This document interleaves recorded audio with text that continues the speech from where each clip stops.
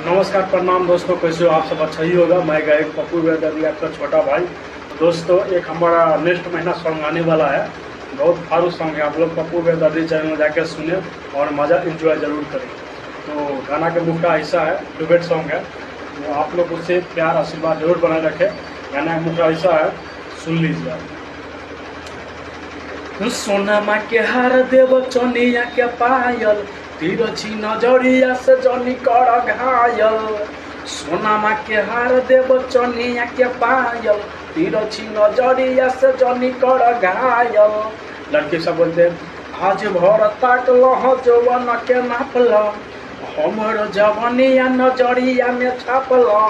ऐसा लड़की बोलता है कि यहाँ से मैं स्टार्ट करूँगा। सोनमा के हार देव चनिया के पायल, तिरछी नजरिया से जनी कर घायल। लड़की फिर ऐसा बोलेगा आज भर तक लह जवान के नापला, हमरो जवानिया नजरिया में छापला। ऐसा ही है। जय हिंद।